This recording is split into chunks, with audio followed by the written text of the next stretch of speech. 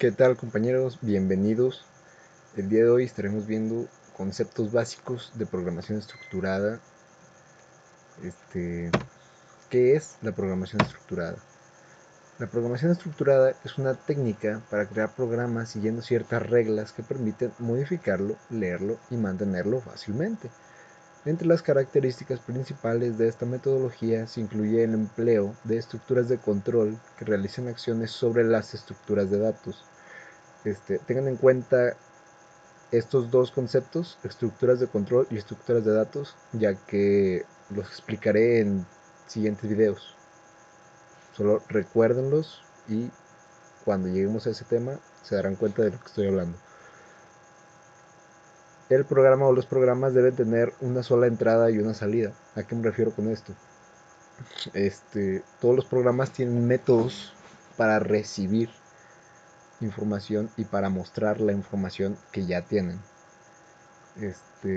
Conforme vayamos avanzando con los videos se darán cuenta de qué métodos se usan y de qué forma se almacenan en tal, en tal o cual entrada o salida.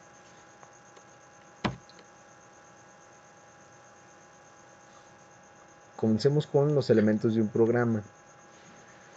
Tendremos 6 partes importantes: identificadores, tipos de datos, variables, constantes, palabras reservadas y comentarios. En eso se dividen los principales elementos de un programa.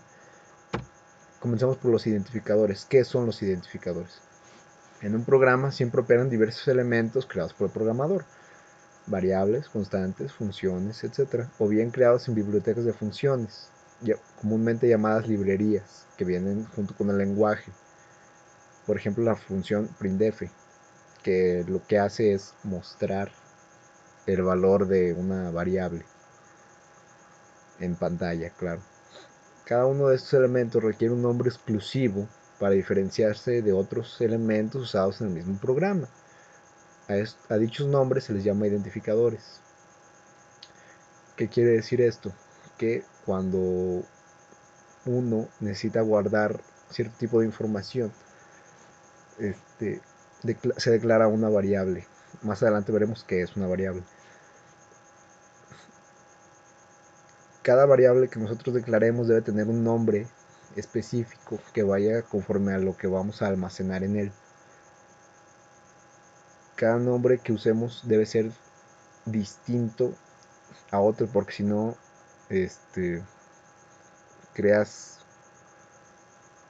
caes en errores innecesarios, porque puedes llegar a usar información que no necesitas en variables que ya estás usando. Bueno, reglas para nombrar tus identificadores. En el lenguaje sí existen ciertas reglas para formar estos identificadores. La primera de ellas es que un identificador se forma a partir de dígitos, o sea, del 0 al 9, de letras y el carácter de subrayado o el guión bajo, el cual fuera de estos no se puede utilizar ningún otro carácter. No, nada de hashtag, ni ampersand, signo de dinero, porcentaje, nada. Caracteres, dígitos y el guión bajo, nada más. El primer carácter de un identificador siempre debe ser una letra. Si bien está permitido usar el guión bajo como el primer carácter, no es común, ya que el guión bajo se suele usar más bien para cuando uno desea usar dos palabras para el identificador, como muy grande. Entonces tú escribes muy, guión bajo y grande. Más adelante veremos un pequeño ejemplo parecido. No se puede utilizar un dígito como primer carácter de un identificador. ¿Por qué? Eso se verá también después. Siguiente regla: el número de caracteres puede ser ilimitado. Sin embargo, lo más recomendado es que sean lo más compactos, pero también que sean claramente descriptivos. O sea, que sean nombres cortos, porque uno los va a estar usando frecuentemente. Entonces, el crear un nombre largo pues va a ser difícil de recordar. Te complica a la hora de programar porque tienes que escribirlo todo.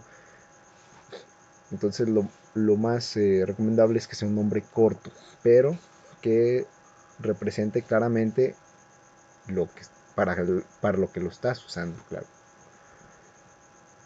Siguiente regla. Es posible utilizar letras mayúsculas y minúsculas, pero se recomienda un empleo consistente porque varios lenguajes son sensibles entre una y otra, o sea, entre las mayúsculas y minúsculas. Si tú declaras dos variables con el mismo nombre, pero a una la escribes con mayúscula y otra con minúscula, varios lenguajes te van a detectar los nombres diferentes, pero habrá lenguajes que no capten la diferencia y te van a marcar un error. Entonces hay que tener cuidado con el uso de mayúsculas y minúsculas siempre. Y por último, no se pueden utilizar palabras reservadas, símbolos o espacios en blanco para formar los identificadores. Veamos en la siguiente pantalla qué tipos de nombres son válidos y cuáles no. Véase aquí, el primero de ellos, una simple A, una simple letra en mayúscula y debajo una minúscula. Son válidos. Siguiente, dice nombre, con la primera en mayúscula. En la siguiente de abajo vemos que dice código, comenzando con un guión bajo. Esto es válido. No es común ni muy recomendable, pero es válido. El siguiente, nombre alumno, son dos palabras, dado que no se puede usar el espacio entre una y otra si usa el guión bajo. Código escrito completamente con mayúsculas, también es válido, pero es también muy poco común. X1, aquí se pueden usar los números, claro que sí, pero primero se debe escribir un carácter o una letra, pues. Y por último, resultados-3. A continuación, también ejemplos de los que no se pueden usar. Primero de ellos, 3ID o ID. ¿Por qué no se puede usar? Porque el primer carácter debe ser una letra. Usar un número no es válido. Te genera un error. El siguiente, alumno, y al final el símbolo del hashtag. Este tipo de carácter no está permitido y te va a generar un error. Siguiente nombre, código alumno, pero con un espacio. El espacio no es permitido. ¿Por qué? Porque no te va a detectar el nombre completo, te va a decir es hasta código y luego te va a generar un error. Código guión alumno. Está casi permitido, pero el carácter del guión normal no vale para, para estos identificadores. ¿Por qué? Porque este símbolo tiene otras funciones, entonces se puede dar a confusión y te puede generar un error. Y por último, alumno entre comillas. Pues tampoco, porque las comillas tienen una función específica dentro del programa o dentro del lenguaje, y querer usar como identificador pues también te generaría un error y por resultados no deseados. Lo siguiente, tipos de datos. En un programa siempre se procesan datos, los cuales pueden ser de distinta naturaleza. Dependiendo de su tipo, se representará y almacenará el dato que se use en la memoria de la computadora de una manera específica. Es decir, el tipo de dato determina la cantidad de memoria requerida para almacenarlo. A continuación se listan los tipos de datos básicos de C, del lenguaje C, así como la cantidad de memoria que puede requerir cada uno. Esta cantidad de memoria la veremos en una tabla que les presentaré a continuación. Los tipos de datos básicos o primitivos son 4, los más comunes, los más sencillos. Char, de carácter, es un carácter lo que se almacena ahí, que puede ser una letra, un número, un signo, lo que sea, pero pues uno. El entero, o sea, int, que viene de integer, que es un entero, te almacena números. sin punto decimal. El float o flotante, ese sí te almacena números y ya te acepta el punto decimal. Y el double acepta también cantidades, pero de mayor valor. Veamos la siguiente tabla, donde vienen todos los tipos de datos. No se los voy a explicar todos. Si desean verlos de uno por uno, tienen su descripción. Pausen el video un momento y seguimos con lo siguiente. Las variables. ¿Qué son las variables? Para poder ejecutar un programa es necesario que los datos estén almacenados junto con las instrucciones en la memoria. Muchas veces dichos datos son proporcionados por el usuario del programa durante la ejecución del mismo, o bien serán el resultado del procesamiento de otros datos. Una variable es un espacio en la memoria que el programador reserva con el fin de almacenar esos datos hasta el momento desconocidos cuando empieza la ejecución de un programa, o que pueden ir cambiando durante ese proceso. Para poder reservar tantos espacios como se quieran, es necesario declarar las variables. ¿Cómo se hace la declaración de variables? La declaración de variables consiste en reservar los espacios de memoria que requiere el programa para su ejecución. Para ello, sí es necesario especificar el tipo de dato, así como el identificador con el que hará referencia posteriormente. ¿Qué acabo de decir? La declaración de una variable es para guardar un dato. Entonces, si tú necesitas un dato, digamos, necesitas guardar un número, ¿qué haces? Declaras una variable del tipo, dependiendo la cantidad que vayas a almacenar. Digamos que vas a almacenar un 15. Entonces declaras un entero. Escribes primero el tipo de dato y el nombre que le vas a dar. Si deseas asignarle el valor al momento de la declaración, después del identificador que le vayas a dar, escribes el igual y a continuación el valor. Y cierras con un punto y coma. Si no cierras con un punto y coma, el valor no será asignado y te va a presentar un error. Como podemos ver en la imagen,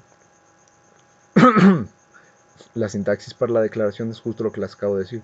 Escribes el tipo de dato, puede ser entero, flotante, char, todos los que vimos en la imagen anterior que les mostré, y el identificador seguido del punto y coma. Nunca se olvide del punto y coma, es importantísimo en el lenguaje, sobre todo en sí. Ejemplos de declaración, como les acabo de decir: un entero, que es el tipo de dato, y A, que vendría siendo el identificador, y el punto y coma. Se reserva un espacio en la memoria llamado A con capacidad para un entero. Flotante B, C, D. ¿Qué quiere decir esto? Se reservan 3 espacios en la memoria para guardar 3 números reales. Con reales se refiere pues a números con decimal, pues, a los cuales se hace referencia mediante B, C y D, que son sus identificadores. Por último tenemos char J.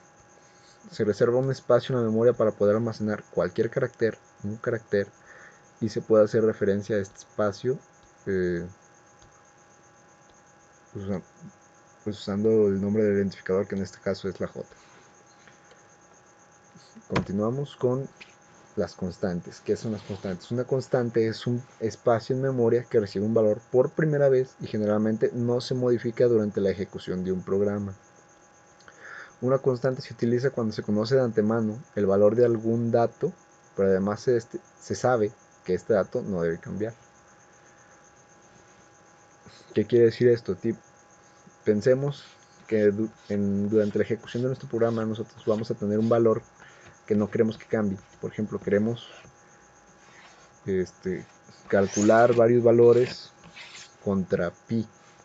Sabemos que pi no cambia, entonces necesitamos guardar el valor de pi dentro de una variable. ¿Cómo hacemos eso?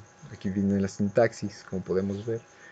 se escribe primero la palabra reservada, const, el tipo de dato, de nuevo el identificador, el igual como les comenté anteriormente, y el valor que se le va a asignar. Para el valor de pi, como les estaba comentando, en los ejemplos en la parte de abajo vemos que viene const, float de flotante, el identificador que sería pi, el igual y el valor. Tan fácil como eso. Un dato curioso, en el siguiente ejemplo del carácter, vemos que al asignar el valor está entre comillas, simples. Así se asignan los valores de un carácter. Cuando es un solo carácter, se asigna el valor entre comillas simples.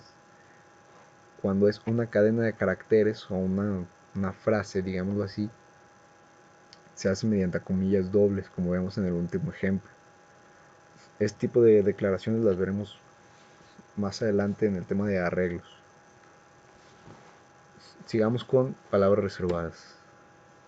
Las palabras reservadas son aquellas cuyo significado se encuentra definido en el lenguaje. Ya tienen un uso específico. Estas se escriben en las instrucciones de los programas. O sea, estas palabras ya existen desde que el programa se crea. O sea, vienen dentro del lenguaje. Uno no puede cambiarlas. Las palabras reservadas de C son las siguientes. Podrán ver en la tabla. Todo este tipo de palabras no podemos usarlas como identificadores, porque ya tienen un valor y una función específica dentro del lenguaje. Entonces, al querer usar, si alguien desea usarlas como identificador, pues te va a crear un error terrible y no va a funcionar en tu programa. Observa que la lista de palabras reservadas está escrita en minúsculas. Justamente así se deben utilizar para que se cumpla su propósito dentro de un programa. Aunque es posible utilizar cualquiera de ellas escrita en mayúsculas como identificador, esto no se recomienda en la práctica. Como vemos aquí, si escribimos una palabra reservada de estas en mayúsculas, pierde su función. O sea que podríamos usarla como identificador. Pero en la práctica no se recomienda porque se vuelve bastante confuso. Entonces es mejor buscar otro tipo de nombres que te sirvan como identificador y usar las palabras reservadas para su función y nada más. Los comentarios. ¿Qué son los comentarios? Son cadenas de caracteres o texto que describen partes del programa que el programador desea explicar. Dicho texto no es parte del programa fuente, sino una descripción del mismo. Los comentarios generalmente están dirigidos a otros programadores, no a los usuarios. ¿Por qué se dice que los comentarios están dirigidos a otros programadores? Porque generalmente dentro del área laboral uno revisa código de otras personas, no terminas trabajando para revisar tu propio código. Entonces cada quien tiene un estilo diferente de programar. Entonces si te encuentras con algo, con un código de alguien más, lo estás revisando y no entiendes qué es lo que hace, para eso son los comentarios. Es muy útil y muy buena práctica que cuando tú estás haciendo un código, describas con comentarios para qué es tal o cual cosa. Te sirve a ti mismo para cuando lo estás haciendo, repasar, que no se te olvide qué estás haciendo. Y como les digo, para cuando alguien más lo revisa, para cuando tú revisas el de alguien más, entender rápidamente de qué se trata o para qué está usando tal o cual cosa.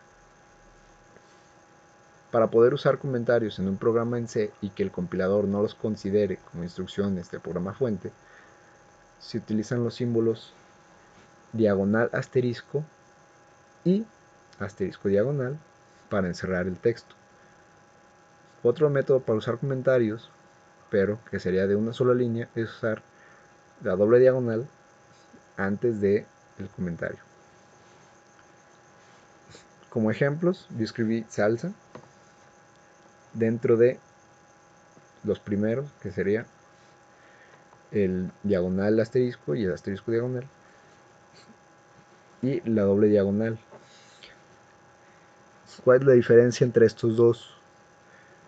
El asterisco diagonal te permite